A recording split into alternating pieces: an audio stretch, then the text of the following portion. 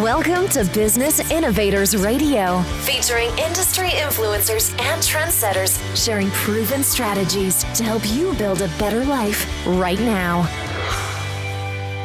Hello and welcome to another episode of Business Innovators Radio. I am your host, Ralph Brogdon, and with me today is Jody Harris. She is an award-winning problem solver extraordinaire, best-selling author and publisher. She's an encourager and promoter of passions. And who doesn't need more of that, right? When Jody couldn't find a way to zip her dress, what does she do? She invents ZippedMe. When she encountered dirty toilet seats during her travels, she invents a non-toxic sanitizing toilet seat spray called YukBGone. I mean, where does she get these ideas from? This is what we're going to find out today. Jody has been featured on CBS, Fox News channels, the CW. She's been in Forbes Magazine, Today's Innovative Woman, Women's Health UK, and number 113 Branding Magazine. She is also, and this is going to be interesting, I want to learn more about this, she received the prestigious Rulebreaker Award presented by Nextiva, along with a Stevie Award for Best New Product on the Market. I thought I was the only one who ever got rewarded or awarded for breaking the rules, but she actually has an award for that. So, Jody Harris, welcome to Business Innovators Radio. Oh, thank you so much. I'm so excited to be on here and visit with you and just really share with everyone the great things that's going on in Jody Harris Inc. Well, that's awesome. You are a very creative person. You are a problem solver. Your website says, "My products simplify your life and solve everyday problems." That really sounds compelling. Tell us a little bit more about where you come from, what's your background, and how did you begin to get into this idea of creating different products to solve everyday problems? Great. My background is commercial lending. I've got a great story. I was a teenage mom, and then I went on to have two more beautiful children, but I was in a domestic abuse marriage. And so I knew that I wanted to give my children a better life, and I found the determination and the strength to leave an abusive marriage after 7 years, and I never gave up. I always wanted something better for my children, and I began working for a bank. The president and the senior vice president, because I don't have a college degree, I have a high school degree, but I didn't have a college degree, they said they saw something in me. And I actually went through about a year on the job training.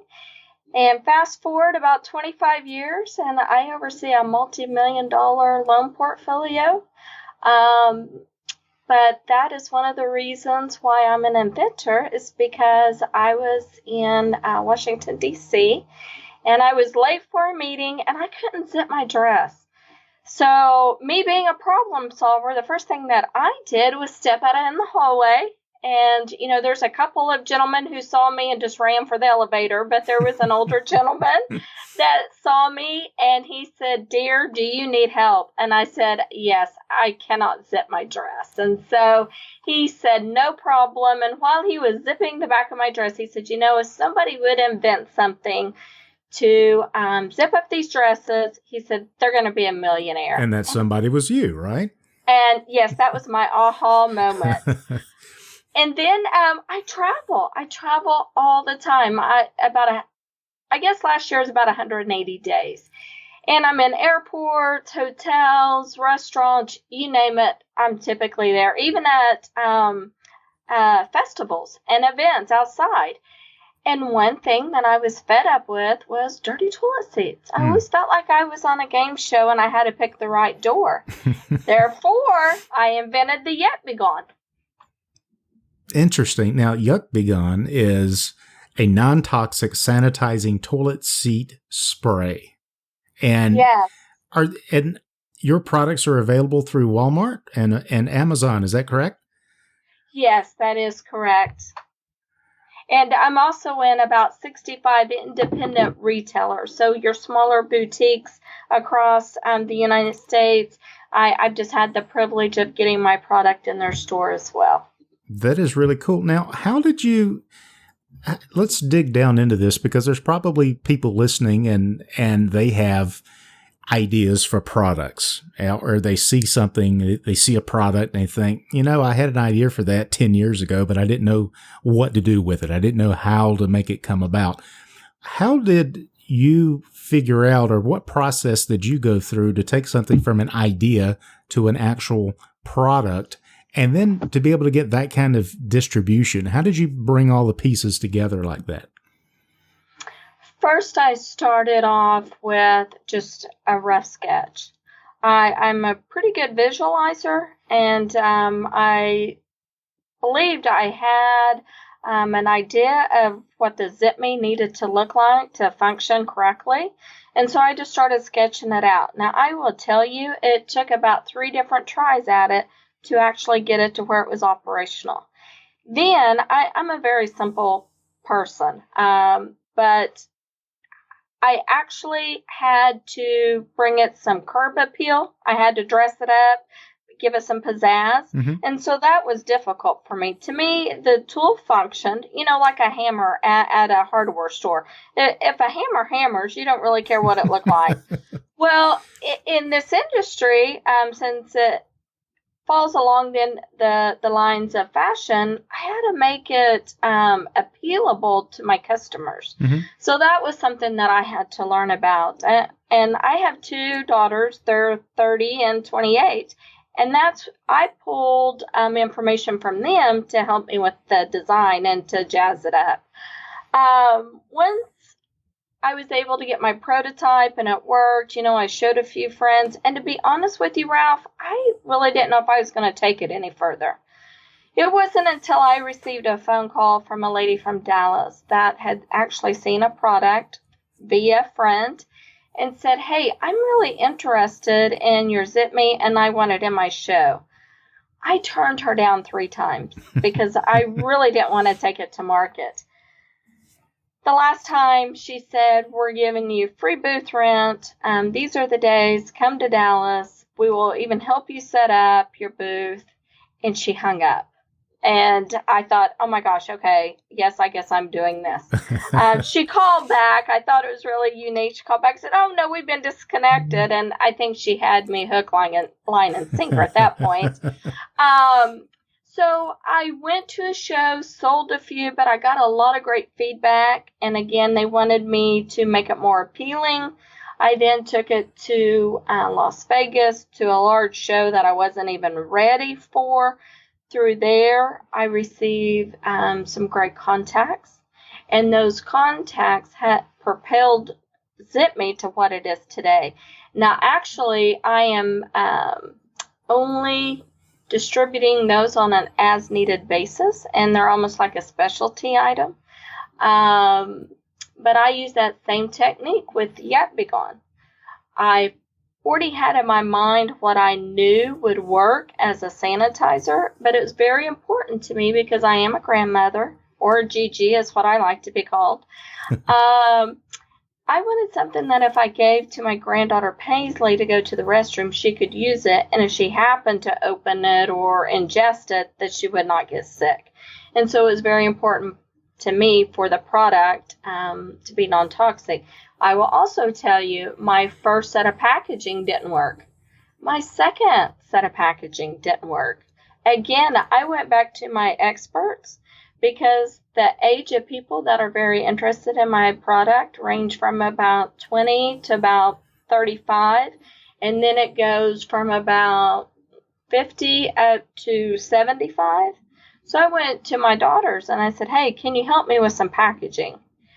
Once we reinvented this new packaging, it has just been going like gangbusters. I mean, it's just been amazing. It was put on Amazon, Walmart.com. Actually came after me. I'm actually pitching to them for the in-store process in June or July of this year.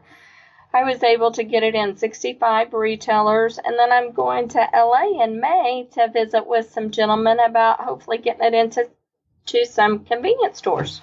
That is really extraordinary, and I think there's a lot of lessons here, but the biggest takeaway I get from what you've just said is you take the original idea that you have, and it could be a product, service, business, whatever it is.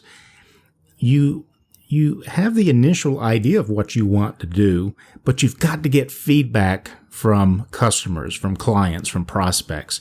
And I think a lot of people take that feedback and if they either don't get it or they don't get the feedback they want to get and they get discouraged. Instead, you went with the feedback and you continue to innovate and to improve and to innovate and improve. And before you know it, you've got a product.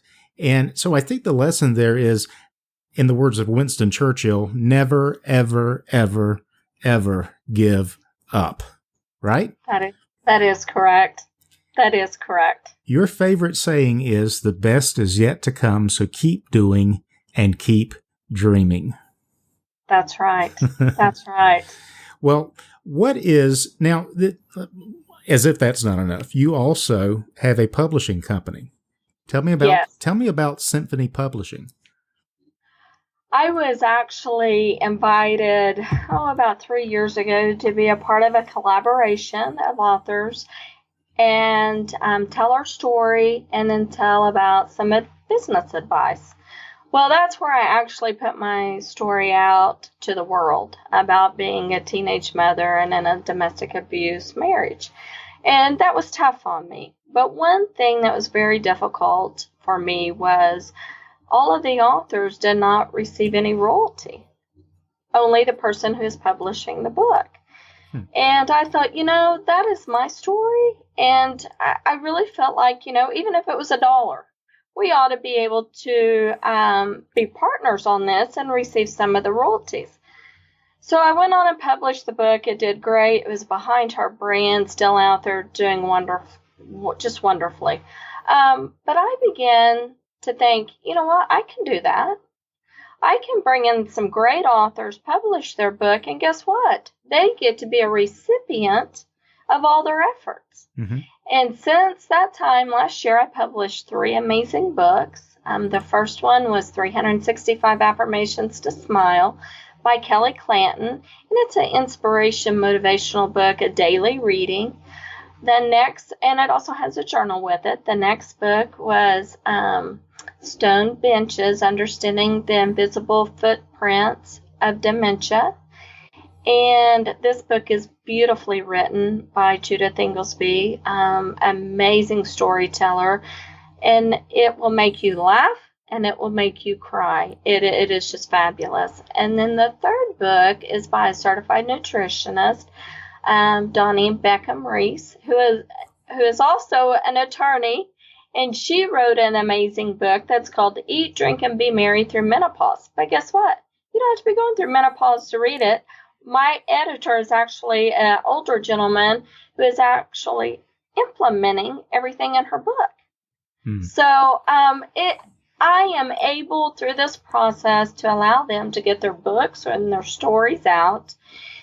And they're going to be able to recoup the majority of the royalties. And to me, that's what it's all about, giving back to people who are sharing their stories with the world. I'm speaking with Jody Harris. She is a best-selling author, publisher, and inventor. One of the awards that you've received, Jody, is the Rulebreaker Award. Are you a rule breaker? I think that I am, because I always take the road less traveled. And when I see something and I go after it, whether it's a new product that I'm putting on the market, if it's a new book, if it's a new service that I'm providing, because I'm also a business consultant, I always take the road less traveled. And I always take that first step, and I take it pretty quickly. And because of that, I won the Rulebreaker Award, which is kind of funny, because let me tell you what, when I showed up to the Talking Stick Resort out in Arizona, that evening at the event, there were some amazing entrepreneurs. And my son actually escorted me out there. And I remember they were introducing all these wonderful entrepreneurs. And I actually nudged him. And I was like, how can we get out of here quickly, Bryce? I mean, I'm just going to get slaughtered in this award show, and I was just excited to be there. So all of a sudden, they announced the overall rule breaker of the year, and they said my name. And my son said, I just froze, and of course, when I get excited, I scream a little bit, and I hugged him, but it was a really surreal moment because all of the hard work, all of the efforts that I put in, I'm a pretty frank person. I know I don't follow all the rules, all the protocol that you need to, but you know what? At the end of the day, I know how to get a job done. And I know how to take a product to market. I know how to get a book published. I know how to help somebody who's starting off in their business reach those next levels so that they can be successful. And that's really what I felt like just shined bright that night. That is really an amazing story and very inspiring. What would you say, because you're a consultant, you work with authors and different business people trying to start a business, people at all different stages of business. What would you say is the most common problem you see with the people that you help? It's stepping out of their comfort zone and making those relationships. Whether they're stepping on the stage for the first time, if they're using social media platforms and going live in front of millions of people, if it's them picking up the phone and making a first contact, either to get their product out, for someone to carry their book, or if they're network marketing, just to make that first introduction, it's trying to get that person that I work with out of their comfort zone. So I'll tell you what I do. The first week they work with me, I'm pretty tough. And I tell them up front, I'm pretty tough because I want you to get results. Not me, but you. So I give them the playbook.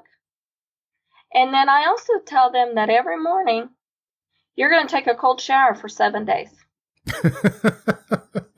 and they're like, Jody, you're joking. And I'm like, no, I'm not. Take a cold shower for 7 days. And we're going to talk after that 7 days. And you know what? Every one of them come back to me and say, Jody, the first day it was lukewarm. Second day was lukewarm. Maybe I put it back a little hot. But then I heard your voice and I turned it all the way to cold the last minute. And you know what? I lived.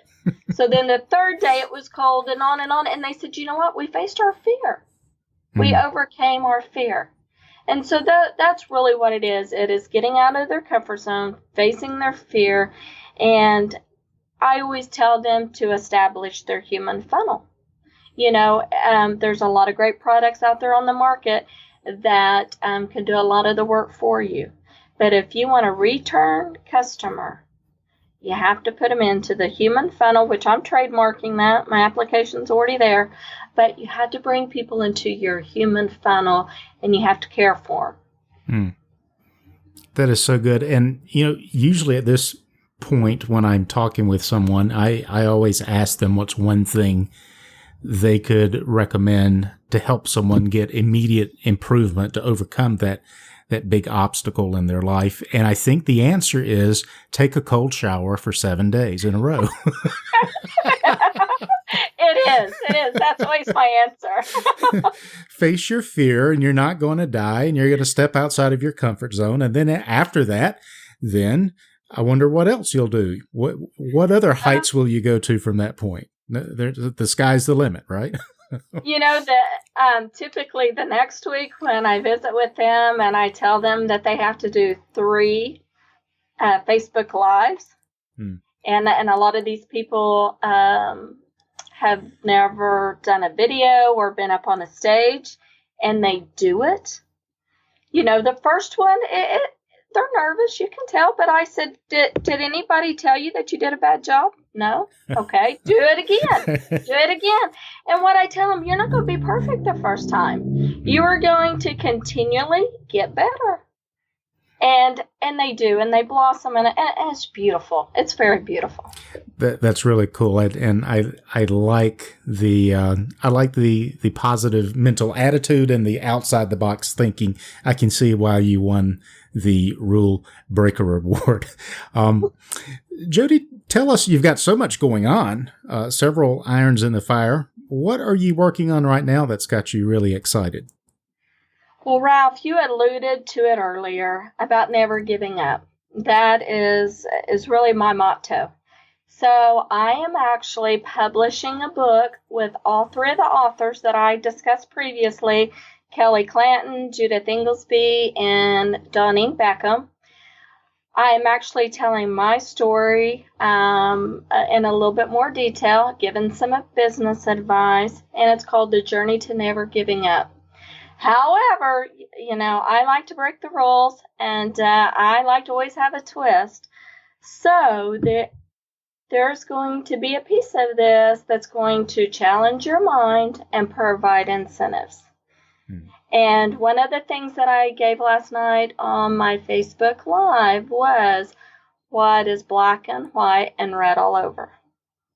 So that's a teaser and a cliffhanger for you. Okay. Well, that sounds really interesting, and I'm sure that our listeners will want to get in touch with you and find out more about that and the other things that you've got going on. What's the best way to reach you? Go to my website, which is Jody, Jody Harris, Harris, Inc.com. Very good. Any final thoughts or words of wisdom you would like to share, maybe with someone who's trying to get their product off the ground or get their business going and they're struggling? What would you say to them right now as just words of encouragement? Step out of your comfort zone. Take that first step. Pick up the phone or set up an appointment to go and visit a new vendor and start talking about your product. Start building your relationship. Start putting people into your human funnel, and the results are going to be amazing. Awesome. I've been speaking with Jody Harris, best-selling author, publisher, and inventor of several products that simplify your life and solve everyday problems. She can be reached at jodyharrisinc.com. Jody, thank you so much for being on the show today. I really appreciate talking to you. Thank you, Ralph, so much.